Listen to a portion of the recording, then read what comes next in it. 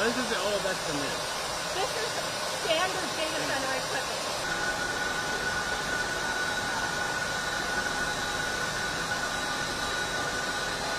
They're very nice individual. You can use them together very efficiently. AI is a growing portion of the energy usage of data centers, and data centers are a growing portion of the electricity use in the US. And so we have to be paying attention to that. We have to be thinking anytime we see a demand growing in a particular area, how are we going to meet that? Because power generation always has environmental impacts, but what we know is that power generation via fossil fuels tends to have much tougher environmental impacts, both on climate change and on local populations who suffer the impacts of the pollution that it causes while it's operating.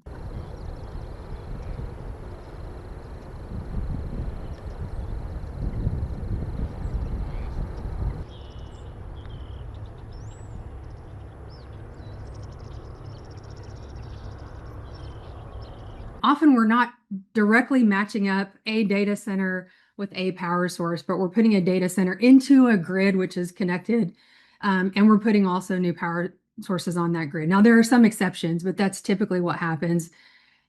Typically, the most common thing that happens to meet increased demand is that we keep an existing power plant online. Most of our existing power plants are still producing electricity via fossil fuels. And most often that's natural gas if we need a new power source quickly.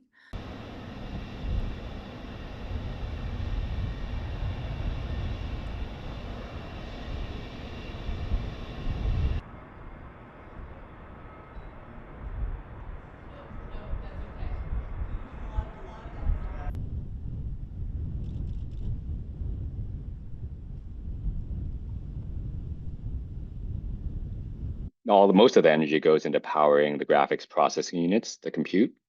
And as these GPUs generate answers and draw power in doing so, they also generate heat, which means we need water to cool those processes down to keep the machine room temperatures at a nice stable temperature.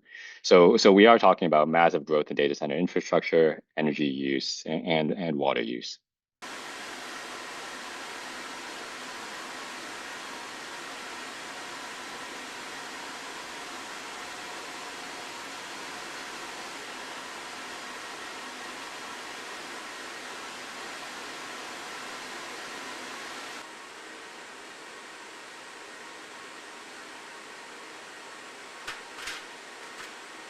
Before the arrival of generative AI, there was a lot of optimism among all of the big tech hyperscaler data center operators in terms of achieving carbon-free compute. And the idea here would be that we would be net zero. You would consume some amount of energy, some amount of electricity in your data centers, and you would generate a corresponding amount of wind and solar energy to match that consumption.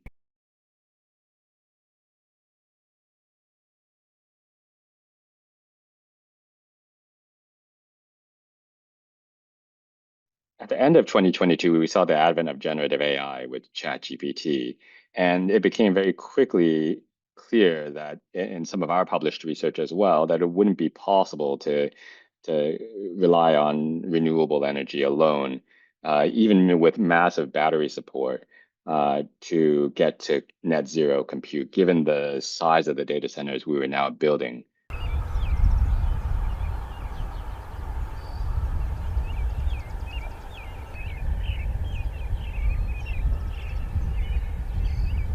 The conversation has shifted towards natural gas, which is particularly abundant in the United States. The attention is also focused on nuclear because nuclear is a really stable baseload generation that doesn't suffer from the intermittency, the comings and goings of wind and solar.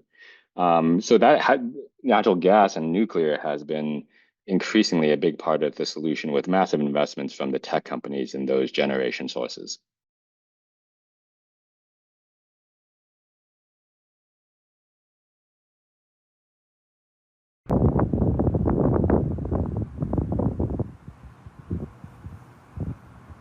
The question is, who pays for all of that infrastructure, those grid upgrades. And there is a risk that the data center operators are benefiting disproportionately from those energy investments, but then those costs are being distributed to the local ratepayers, the local consumers in those communities.